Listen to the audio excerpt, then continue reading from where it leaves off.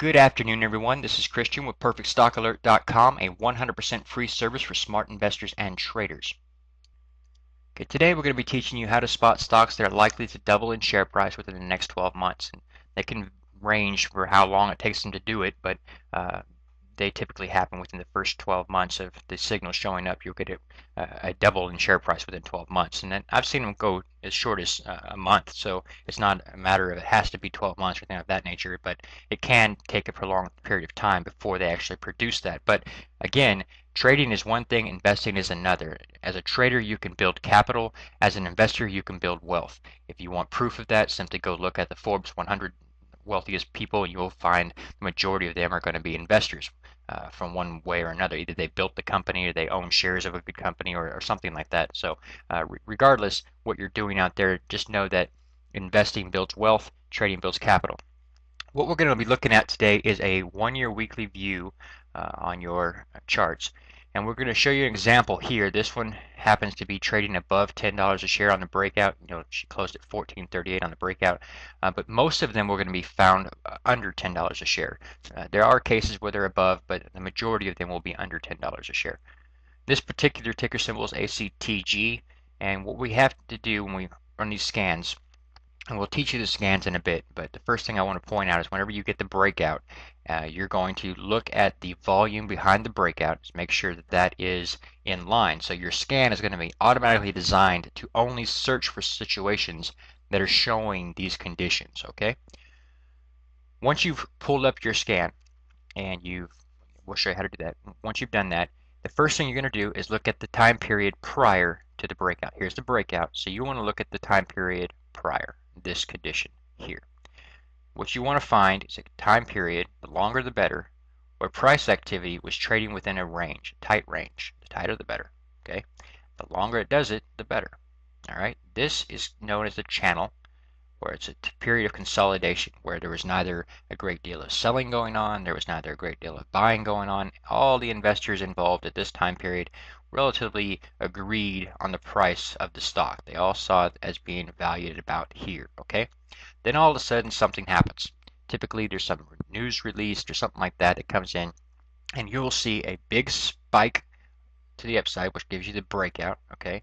And that is going to be on strong volume. The scan that we show you in the future will explain the volume limits, but the main thing is that the breakout must be, and I cannot stress that enough, must be supported by strong volume. That's why the scan we're going to give you is so important. So you've got this consolidation period and the breakout. Now I'm going to show you a scan that's going to show you how to find these opportunities based on the volume and the breakout.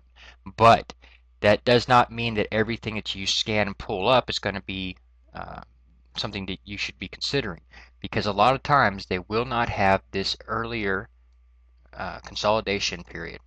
Without this right here, you don't want it. All right. So rule number 1 for this is going to be advance right here. The advance must be off of a strong base formation. This is a base, a consolidation period. All right. This is your support. Okay. So that's rule number 1.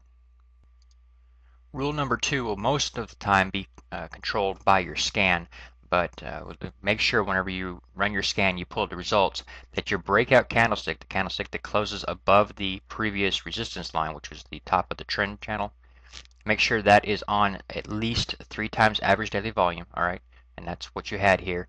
And also that the candlestick formation itself is bullish. In other words, you want to make sure that the close of the candlestick is above the 50% line of the total formation of the candlestick. In other words, you don't want to see a lot of selling. And if you see a rally and then a sell-off and the candlestick were to close down at this level, this would be more concerning because you might have just peaked out. So it's important to note that there's not a long wick out of the top showing sell pressures at that level. Okay.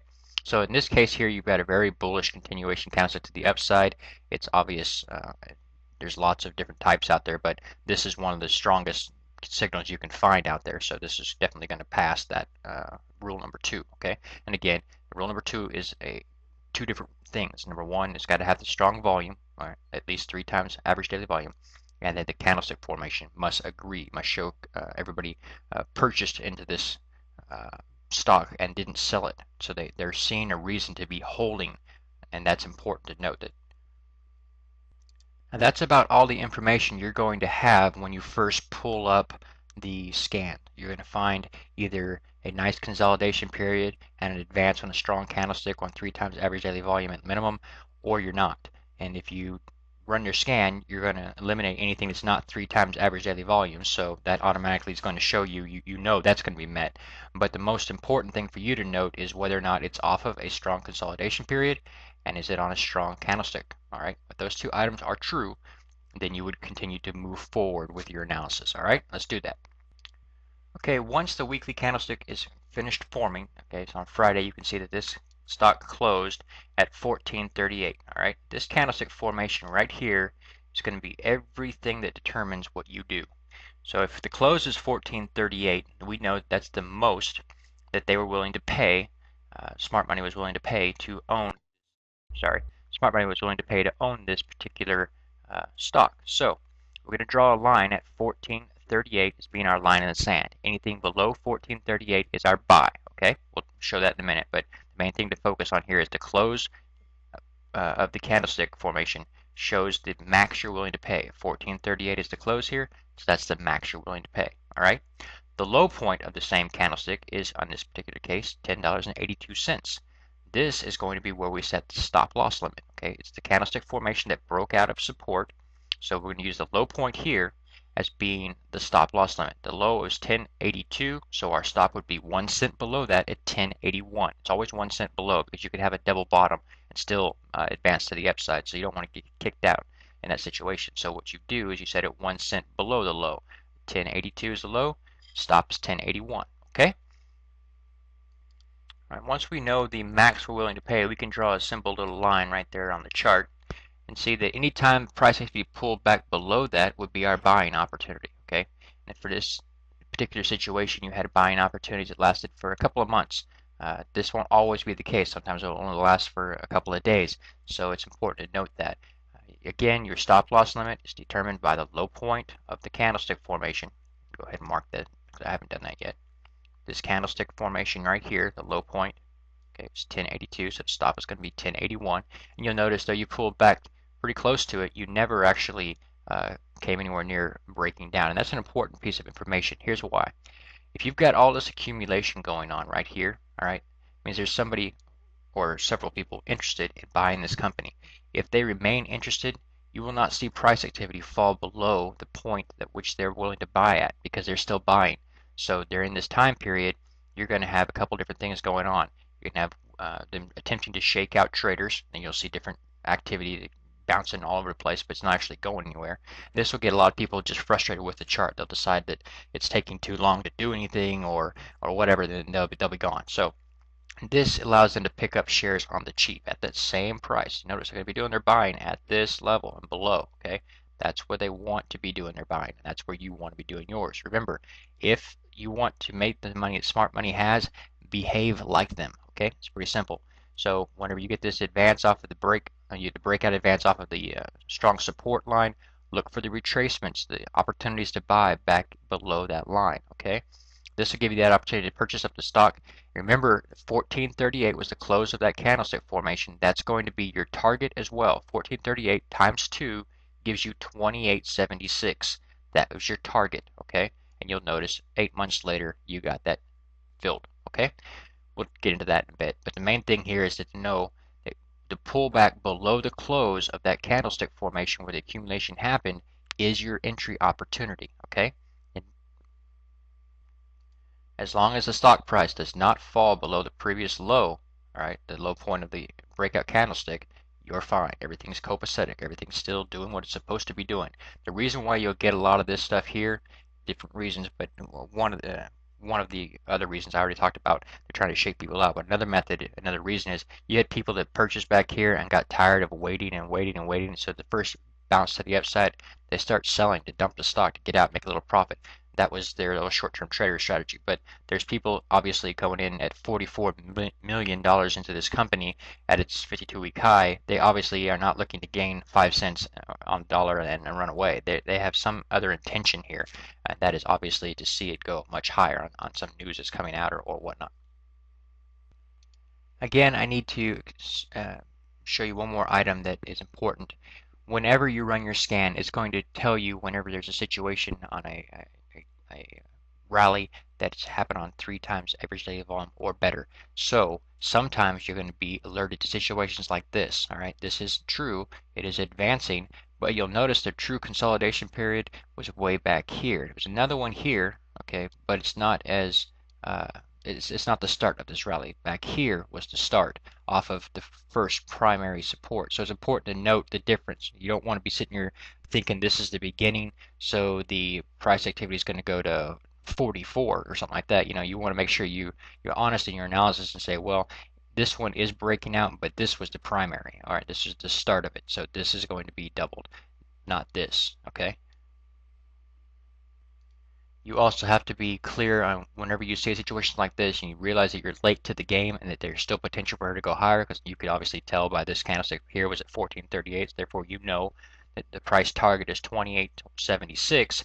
So if you're getting in at 20, you can say, okay, there's still move here to go to the upside. I can still see a profit, but I'm not going to be analyzing this from a perspective of looking for the double. And also, I can't just say, okay, the low point of this candlestick formation here is my stop. That would not work either, because the only one that's truly going to work as a stop would be the initial back here. Right? In this particular case, it would have worked, but they don't always do that. So it's important to note that your stop is going to be based on that initial breakout, that first candlestick off of main support. Okay. Okay. One more item to note. Here's an example. All right. This candlestick formation does not show a bullish condition here, even though it did close higher than the previous candlestick formation here.